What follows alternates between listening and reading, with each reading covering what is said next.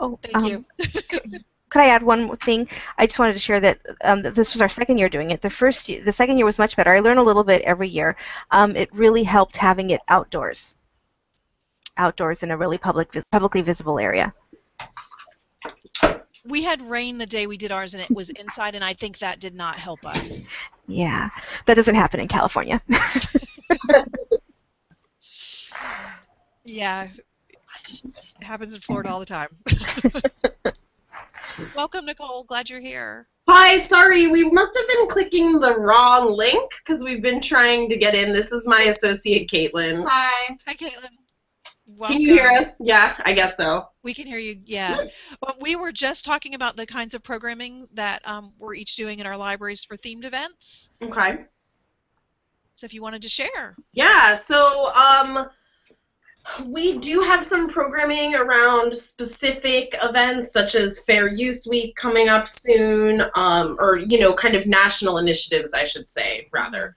Fair Use Week, National Library Week, Women's History Month, but we also have public programming that is themed around topics, so we kind of take theme in two ways here. So all of our public programs every year are organized around a concept, and we kind of take it very broadly and have different activities, panels, discussions, workshops around that idea. So for all of the 15-16 academic year, we've been focusing on games, gaming, and play, and we're taking a really, really broad look at that. Like everything from like algorithmic systems that drive games to like, you know, kind of the misogyny that can be embedded in gaming culture to chance in dice games. We have workshops, we have panels, we have film screenings, so it's really broad. But it is themed. Okay. Are any of you doing programs outside your library, elsewhere on campus, programs with departments in the community? Anybody doing? Yep. We have one tomorrow night that's not in our library, actually. And can you tell us about it?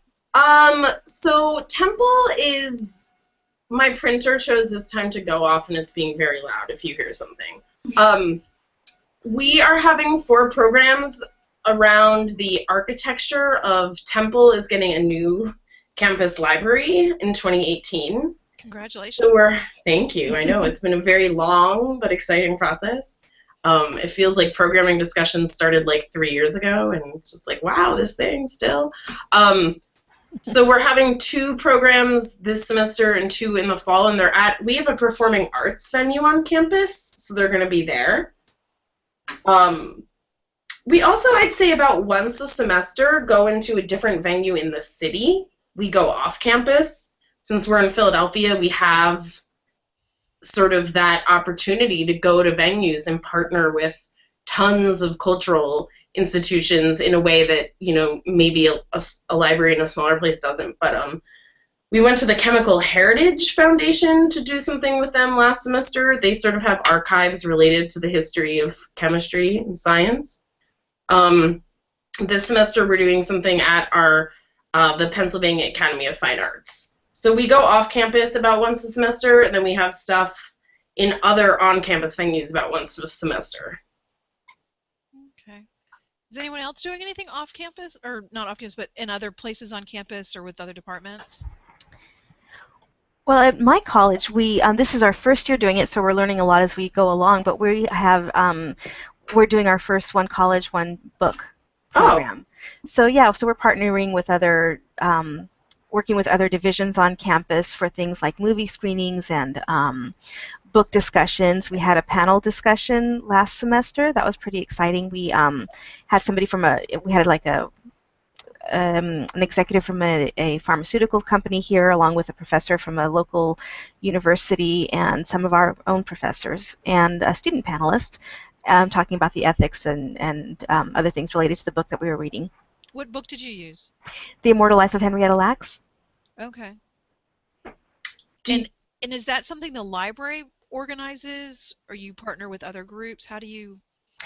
Well, we try. It's really important to get some buy-in from the campus. So it's definitely not a library thing exclusively, although I'd say we probably do the most work on it.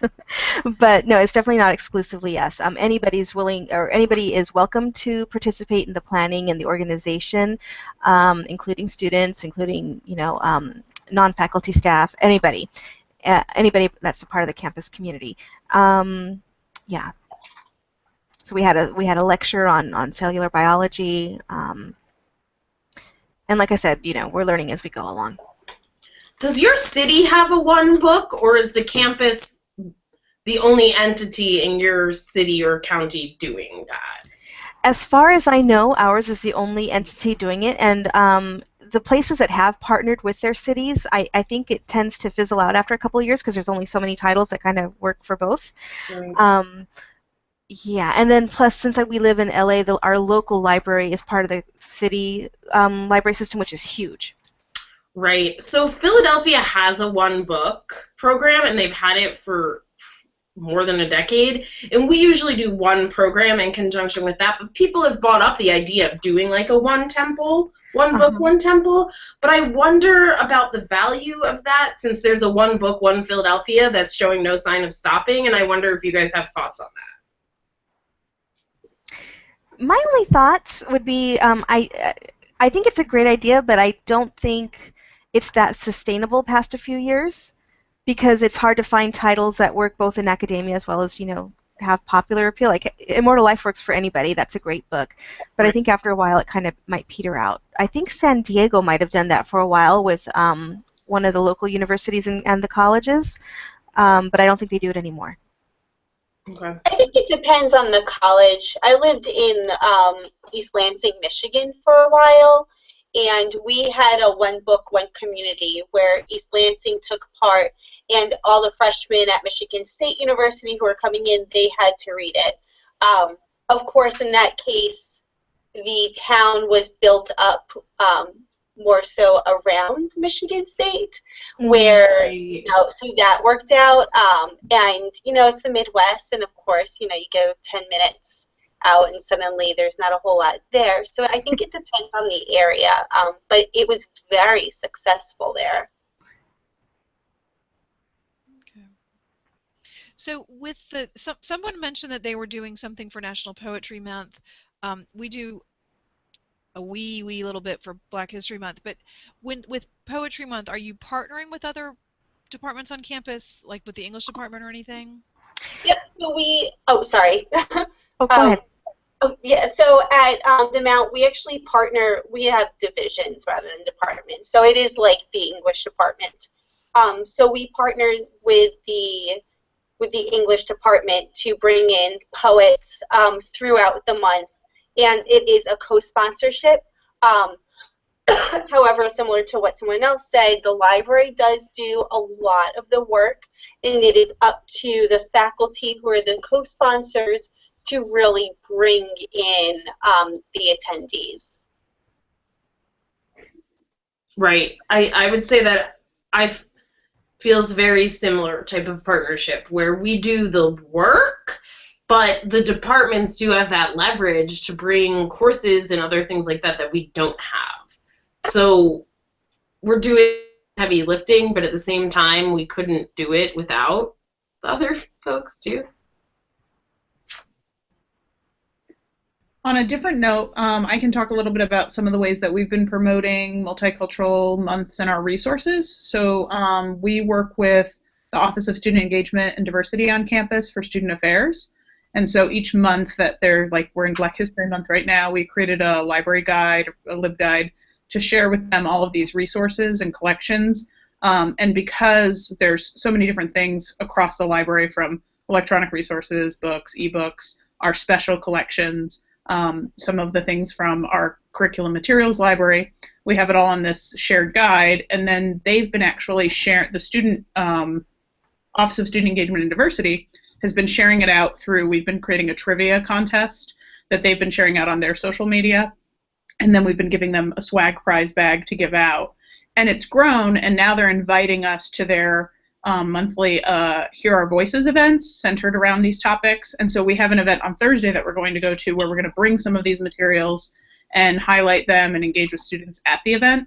So this is going to be kind of a new segue into working with the students directly. But I think the reason why this is working beyond just posting it on our website for Black History Month or for Women's Month is that the students themselves in this organization and the staff are like promoting it out directly to people that are interested in it.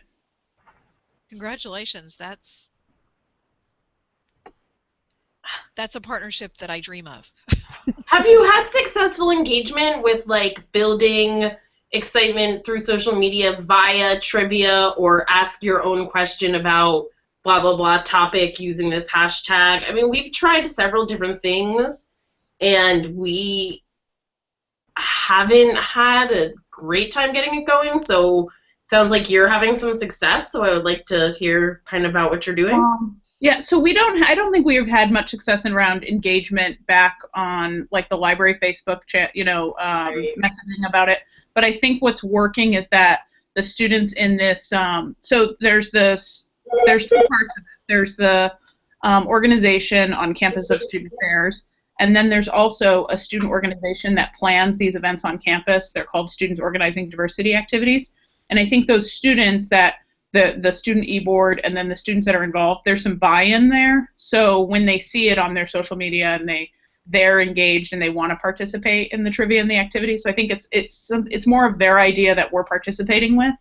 And the way that kind of came about is I met with the coordinator for the multicultural student programs who does this lineup of activities on campus, and just kind of started talking to her about ways that the library could partner, ways that we could get involved. And it's kind of grown from, first we did a resource guide that we posted on a news page. Now we're creating these library guides that we can keep updated. Then they invited us to do the trivia. So it's kind of been a building of the relationship. And then, in fact, last November, they came and checked out books to bring to their event. And then they told me about it, and I said, oh, well, we could do that. Yeah. And they had a lot of success doing it on their own, which goes to show, a certain level of even higher buy-in. So that's kind of how it's evolved. But I think that social media is just part of the puzzle. I don't think it's one thing that we can rely on. And I wouldn't say it's wildly successful, but it's successful within that circle. Okay. Thank you. So while we're talking about that, are there other partnerships? We talked a little bit about the English department that Jen's working with, and then at UNLV, the diversity group. Are there other groups that you're partnering with on campus or other organizations on campus for anything? A lot.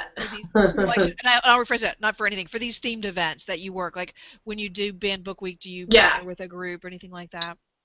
So we have an ongoing series of themed programs with our Faculty Senate Committee on the status of faculty of color. And with them, we partner with our sort of 2 or 3 other diversity offices fairly often. And a lot of the programs within our kind of themed, like our theme for the year, Games, Gaming, and Play this year, we were kind of able to leverage and bring in some bigger name speakers by getting money from the schools and colleges. So the departments don't have a ton of money to offer up or a ton of resources, but once you get up to the, like, if you start making asks at the for either some financial kick-in or curricular coordination or logistical support, it's kind of at like the centers. So it's at the centers or the college level. So the School of Media and Communications has done a lot with us this semester. Our Division of Computer Services, which is actually an administrative, not an academic unit. Our on-campus faculty development place has a teaching and learning with technology roundtable program run from it. They've done a lot of partnering with us this semester. And our on-campus gallery, which is called Temple Contemporary, is a very common co-sponsor with us. The Office of Sustainability, we do stuff with themed events every year, and the Feinstein Center for American Jewish History we do stuff with every year. We have a center for the study of force and diplomacy. We have a center for the humanities. And we kind of work with those type of people who are also doing themed programming. Mm-hmm. What do you do? You mentioned the gallery. What do you do with your gallery? So we often will just help each other bring in larger scale speakers. Then you have 2 promoting arms and 2 financial contributors. Mm-hmm. But actually our programming for next spring is an entire project, entire themed semester co-coordinated by the gallery, by the library, and by the Office of Sustainability. And it's going to be called Seeing Sustainability, Visualizing Environmental Potentiality. So there'll be like an exhibit there and a talk here, okay, and a workshop there and a meeting here. And we're developing the program collaboratively and just kind of dividing what happens where between the 2 spaces. I do have to say that they're absolutely not a traditionally programmed gallery or museum for a campus. They are driven by programming. They have programming every day. They do not really do exhibits with super rare art object stuff anymore. They're very much kind of a contemporary culture space. So I would put that in as a caveat because it's not like your regular campus museum or gallery. So they're looking to kind of do that more themed, more, dig in type of programming. Mm-hmm. Other partnerships you have around your themed events that anyone wants to mention? Well, as you do this, do any of you do displays that you create to go along with your programming for themed events? Or just displays around themed events as opposed to adding programs to it? We don't have a great space for accessible displays, like where it's going to promote somebody utilizing something. And we have a separate group that works on all of our exhibits. So it hasn't been something that we've collaborated on from like an exhibit standpoint in conjunction with some themed events. But that's something that I definitely want to look into in the future and plan for. Okay. Yeah, one of the things I'm learning is definitely the kind of space you have really impacts that. We recently purchased a piece. Our GovDocs person wanted to do displays, and so she requested and actually got a nice mobile unit, and so we roll it into the office and they create it, then they roll it out. It is completely accessible, so everything on it we have to be willing to lose, which has been, we did something for Veterans Day and we did something for Constitution Week, and that was Veterans Day. We attempted to work with the Veterans Affairs Office, and the Student Veterans Group. We didn't have any success, but we did learn a lot from that. But yeah, and one of the things we're working on now is when we do those, having some kind of interactivity where the students somehow are connected to it with those displays. But our other display cases, as Roseanne said, is exhibit cases, and there's a group that does those. Is it a student group? I'm sorry? Is it a student group, or what kind of group does that? For our exhibits, it's a library committee. Oh. It's a library committee. We have someone from our outreach team is on the exhibits committee, and so I try to keep track of what they're planning for the exhibits, and can we tie something together. That's a wall that we're working on breaking down, so that there be a little bit more connection between things we're doing and the exhibits we have. And we have 2 cases that sometimes are completely unrelated. Frequently they're completely unrelated. Varies for us. Last semester the exhibit was on games, gaming, and play. This semester it's on something different. We have taken sometimes a single case to promote an initiative while the rest of the stuff is different. I mean, we have done any combination of from no relationship at all to completely cohesive interpretive programming. I'm curious, what vendor did you get for that mobile display unit? It's something we might be curious to look into. I will find it and send it Okay. to you. Awesome. Because I got to help pick it out. She's really happy with it. I love that it's mobile. So typically the display's up for about 3 weeks, and our goal was to do 6 displays in the year. My thought being it would be down for a month and they'd redo it. It's down for a week and then it goes back. Like they're working on one now for primary sources for February that'll go out today. So it seems to be I have 2 staff members who are really enjoying working on it. Our student assistants help with it. Yeah. It's been kind of it's been kind of fun, and work is better when it's fun. Right. But we're actually, she's going to do Nutrition Month in terms of a themed event. We were going to take March off, and then she said, well, I really want to do nutrition. And I looked at the calendar and said, well, March is Nutrition Month, so I guess you're not taking the month off. But we've really used that for our themed events. We're trying to build around that. Cool. I like that idea. Yeah. I like that you could bring it to any space. How big is it?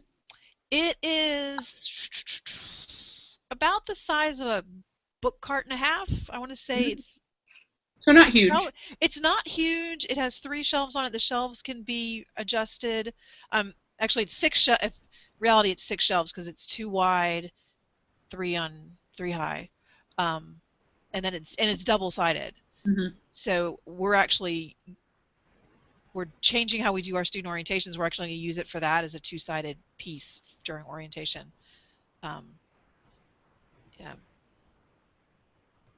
But I'll find the link for it and send it to you because I ordered it, so I'm sure I have it. Awesome. So other displays that you're doing?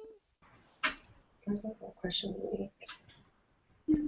Yeah. You want to tell them about it? Each week we kind of do some sort of, we do a question of the week board on the first floor of the library by the elevators where a lot of students pass through each day. And each week we change the question. Last fall was our first start with it, and we kind of tailor it. We try and tailor it to a question about an upcoming program, whether it's that week or that month. And we just ask the question, and we will put flyers next to it that students can pick up and take with them after they have kind of perused the board and answered the question. And I think it's been pretty successful. We've gotten increased answers a lot. The board is filled up by the end of the week. Yeah, we also have a whiteboard where we put a question too. I don't think we change it quite weekly. It just depends on when we have something. We don't get. It's a lot depends on the question. Sometimes we get good participation, and sometimes not so much. Who comes up with the questions? Me usually. Yeah. Yeah, we do. Us. And what kind of what's the question of the week? Like what's this week's question? This week's question is, what is your favorite art house film? And that's to go with our Gaming Film Fridays for this semester. Well, this is our first week, but this is the first week of the semester for us, so it's just like a New Year's resolution thing. Yeah, we've been back. We went back so early. We've been back for a month at this point. Wow. And then on the other, and then we have the reverse side of the whiteboard too. So that one's just sometimes they're more academic than others. If that's just what's your favorite Bowie song. I think that's perfectly timed. Very sadly. Yeah. So do you plan themed events with specific audiences in mind? Are you, and do you market differently for those audiences?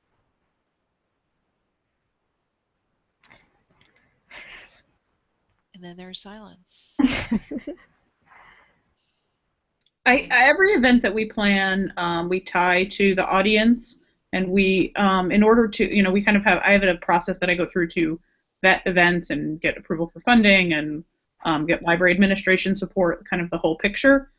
So I would say that every event that we do has a specific audience in mind, whether it be all undergraduate students or a specific, discipline, and then we have specific outcomes that we tie to that as well. Okay.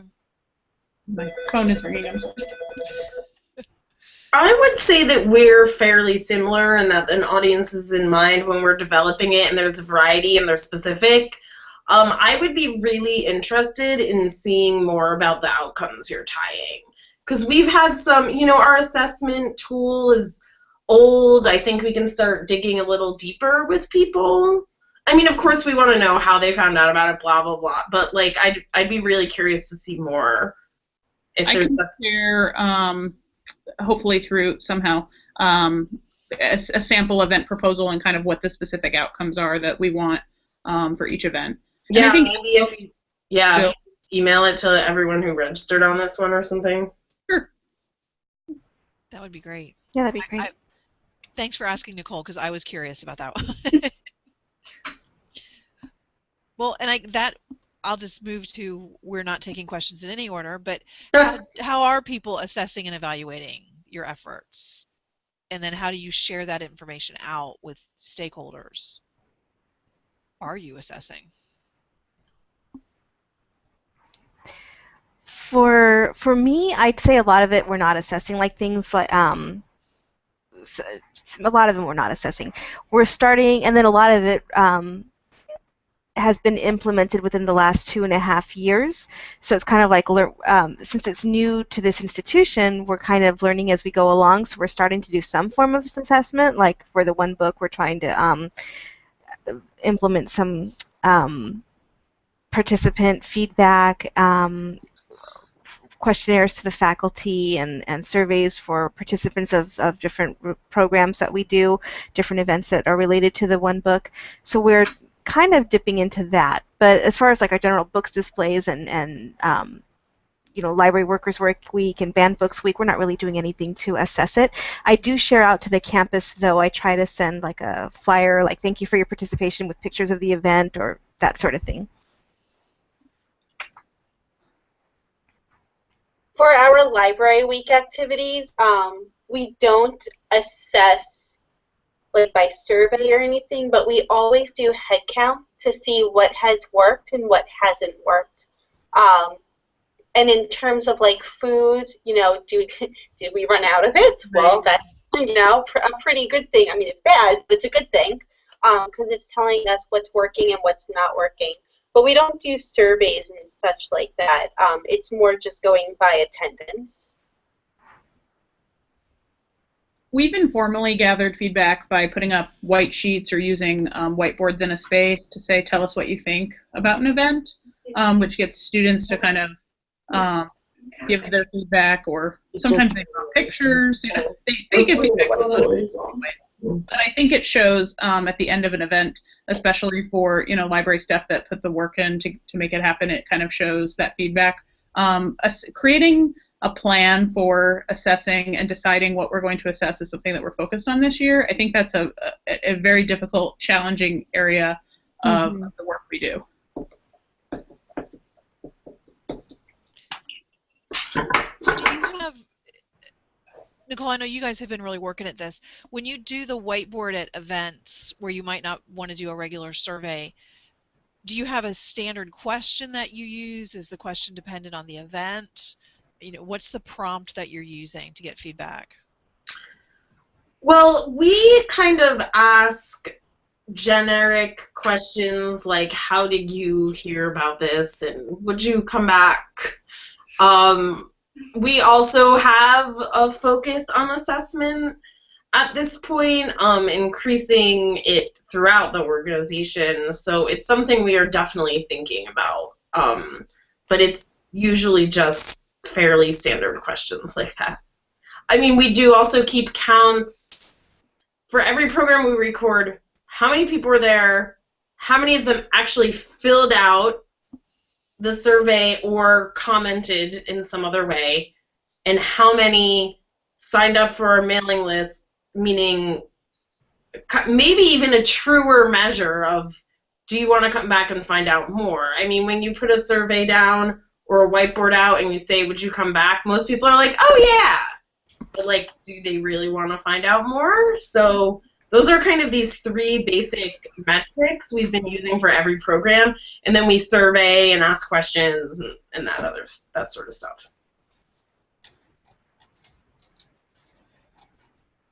And I agree that food gone is always a good thing.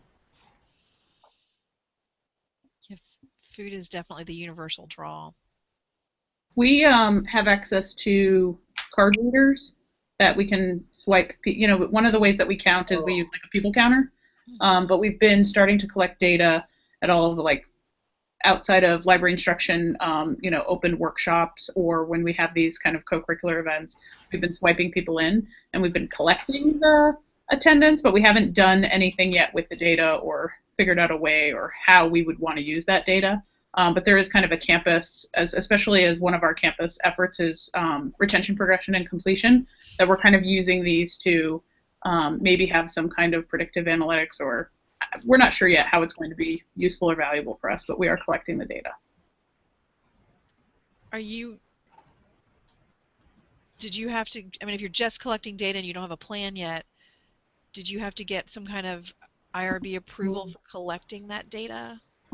We haven't done that, but I also don't know how you know, if there's an organizational plan to report that out in some kind of research, or I don't know if it's going to be a campus, if it's going through with a campus report, because we have a campus RPC committee, and there's library stakeholders that are on that committee, so I'm not sure. So it may just be for internal planning, so you don't. It might be for internal planning. Okay. Yeah, and then we probably would have to go through reverse IRB, you know, ask for forgiveness. Not forgiveness, but ask for I'm not sure what we'll have to do, but I'm sure it'll be extensive because there's a lot of data, and there are, you know, protections. I don't have access to the data after I swipe it, so right.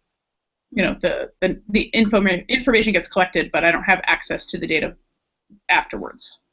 We've had a lot of conversations about swiping and haven't figured out how to make it work yet for us. Mm-hmm. So I'm excited that you're at least making it work.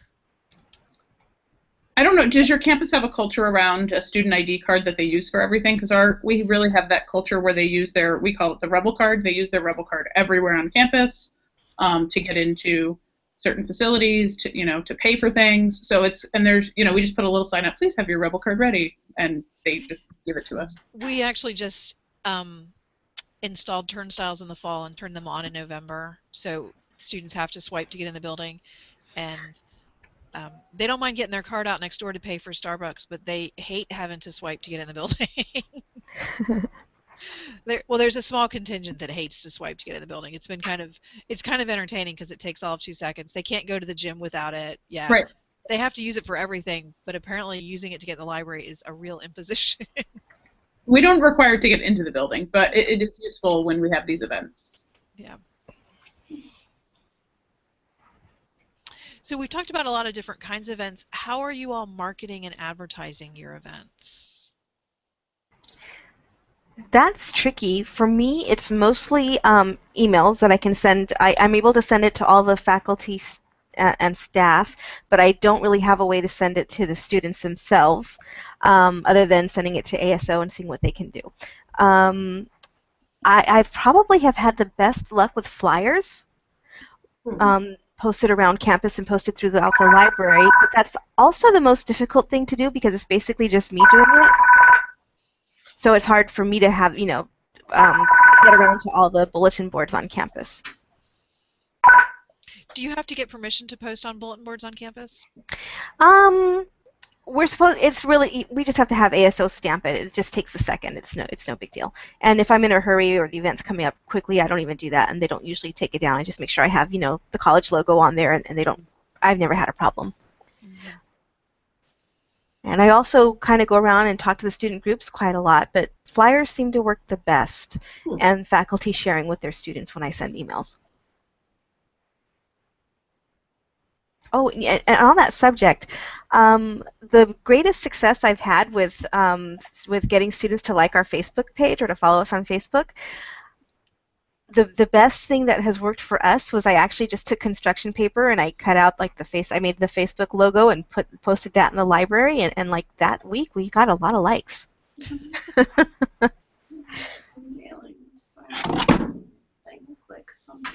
Yeah. Other things anyone's doing for marketing or advertising for their themed events you want to talk about? We use digital signage both in the library and on campus, and along with bulletin boards on campus. All of the different places on campus have different kind of review processes that we have all recorded, and we have a student that can go around and disperse the posters once they're finalized. And then digital signage, we have contacts that we can send the digital signage to the different offices, or the student union on campus, different places. They all have different posting requirements, but for the most part that's been an effective way, along with the library website, and then tying any of those things into our social media, Instagram, Twitter, Facebook. We use social media, we do flyers. We have a hard time getting flyers out of the building. We were really fortunate last semester. We had a public speaking class. The faculty member assigned groups of students to look at different services on campus, and one of them was a library service.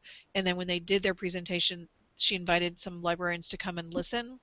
And one of the things the students said was there need to be flyers on all of those bulletin boards because that's what we look at. We're great at plastering things in our building, but those students are going to be here. But it's the getting it out of the building. So we've been working on that one. And then the social media and such. So Jen, are you doing any kind of marketing or advertising? You actually mentioned everything that we've done. Okay. Yeah, the only other thing I would say is we have a first year experience here, and so the students do need to attend a certain number of events in order to qualify for that credit for that first year. How's that for the foundation students? First year experience. For our themed events, I'll go ahead and submit it to be approved. I'll say, why is it, important for them in their academic sense or in their college connection sense. And then once that's approved, we have some buy-in from the school to get the students to come to the events. Okay. I guess one of the groups that I have had a little bit of luck with is our academic advisors have been a good source for me. I randomly made friends with somebody, and they hosted the academic advising retreat here in the building in December in the library, and that's just been a real good connection because they see all the students. I hadn't really thought through that one until I started talking to them, and when we really want students to know about something, they have been a good way for us to get the word out. And I typically just send them an email. If we have a flyer, I attach it, but I usually just send an email. And I loved what Jen said, where you start with the why this is important to the student. I love that.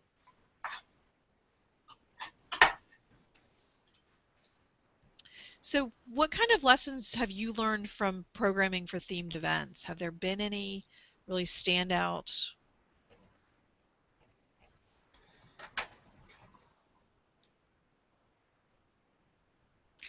One of the things this is something I learned a long time ago, but it's become very clear to me since I've been here in my new position, because outreach is a very small piece of my primary responsibility. It's the fun part. One of the things is the planning ahead, that in order for something to be really successful, it requires a great deal of planning, and we don't have a culture of planning here, and so that's been something I actually had somebody say to me, well, why haven't you done X number of events? And my response was, because I'm new and there hasn't been time to plan. And so that's been one of my big takeaways, is we have to plan it so that we can, because we have to plan to develop the partnerships, which will make it successful. Right. How far ahead do you recommend? Ideally, I would like us to start planning 12 weeks out. Okay. And that's ideal, and that's not happening. Right. So I was like, is she going to say 2 years? I mean, if you're like a museum or a place with a real dedicated, those people know. And I was like, is she going to say like 2 years out or something? I don't know. Well, it's interesting. Our dean would like us to have a plan for the year. Right. And I would love us to have a plan for 6 In that months. yes, people in that position generally do think that you Yeah. can do that, whether or not it's realistic. I think if we had, if it was someone's sole job and this, they had a sports staff, it would be very different. And there is, I get handed a flyer from a specific office. Well, they have their entire schedule for the year. Well, this is all they do. Right. Our Center for Continuing Ed, they plan for the entire year, but that's their job. They plan, and I used to do continuing ed, and we planned for a year. Right. So I think understand it's that. helpful to plan a semester in advance. I found that to be important, and also to make sure to understand the why I'm doing an event, or why we're doing an event, or why I'm proposing an event, what it's going to do to benefit the students, what it's going to do to tie something back to the library. How am I going to tie those outcomes to have those talking points so that I can create not only student buy-in, but also library faculty and staff buy-in. I think those have been the things, and the more that I've been able to develop relationships with student organizations or a campus partner to work with us on the event, the more that I think the event's been successful or had a better level of engagement. Start with the buy-in. Get the buy-in early, too, is a huge thing we've learned. I mean, yeah, it's just really helpful in building your audience, but also building goodwill and showing that we're all part of partnering for the same objective, and it's just been we rarely do something without somebody else involved at this point.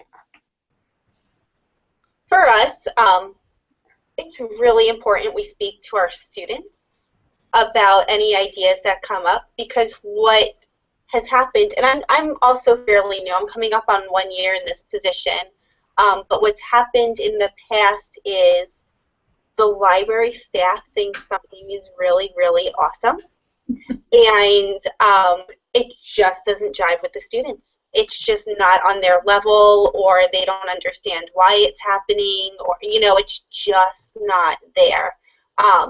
So we do speak with students out loud more now. The other thing is clarity, especially with how I spoke about Library Week. It's in Poetry Month. We have this theme of mystery. Well, what's going on? We have to really clarify, what is the theme? Is it poetry?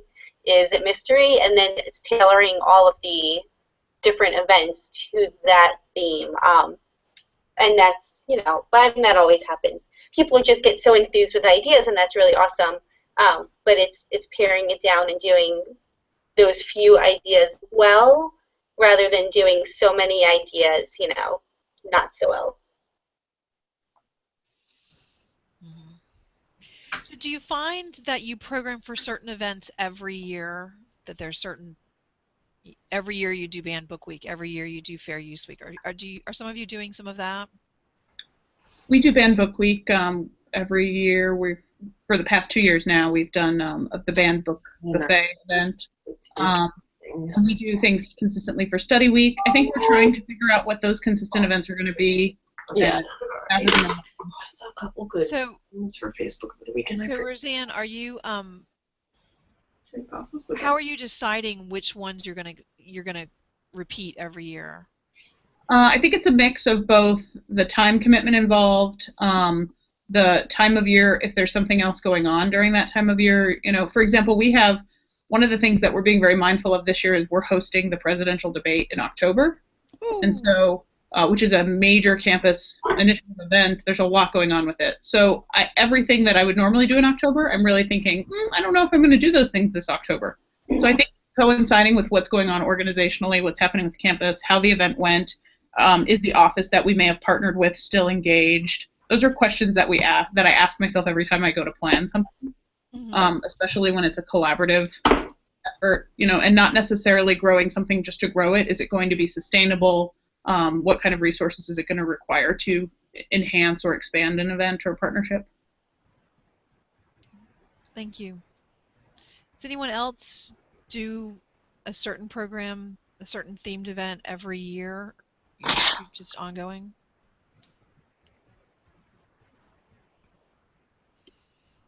Okay.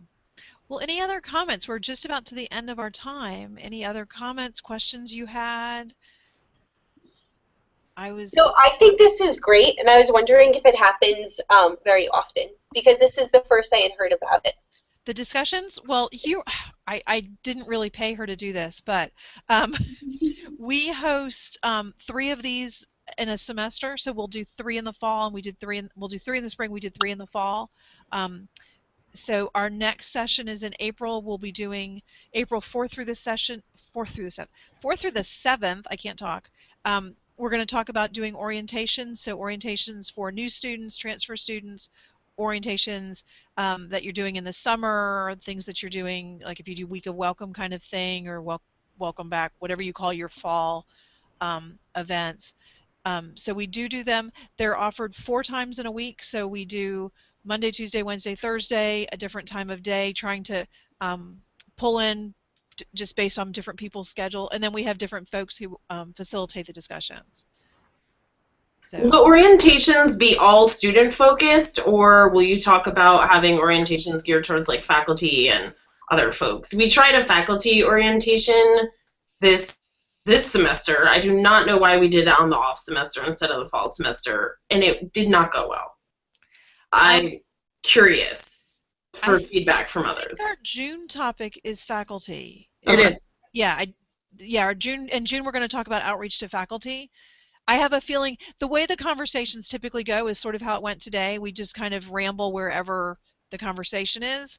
So I think if you had questions, they'd probably get answered. Faculty orientation is one of my responsibilities. We did it in August and I hated it. I did as I was told, not as I wanted. So it's interesting to hear, though, for you that doing it in the off semester didn't help, because that was one of my thoughts was, what if we did it in the spring? Right, like there's less going on. They're less bombarded with these welcome activities. Well, no. Didn't work so. It's good to know. It's good to know. So yeah, so we'll be back in April. I know that the announcements get posted in a number of places on the ULS list. I saw it on the Library Marketing and Outreach Facebook page, so a number of places. But yeah, we hope you'll come back and participate. I didn't know about them till I joined the group, and I have loved them. And yeah, it's very good. I find that I do the one that I facilitate, but I also listen to a couple others during the week, just because every group is different, so the conversation is always different. Mm-hmm. So I find that to be helpful. But we will, you will receive an email from our account that has a evaluation in it. So we do hope that you'll fill that out, offer up any suggestions, topics that you'd like us to talk about, those kind of things. And I think that they're still seeking volunteers for committee. So if you're interested in committee work, we are going to have a couple open spots on this committee, which is best committee I've ever been on, because we actually do something. I find that to be much more fun. But I do want to thank you again for joining us. It was an interesting conversation. I have a page full of notes. And we hopefully will see you back here in April. Great. Thank you. Thank you. Thank you.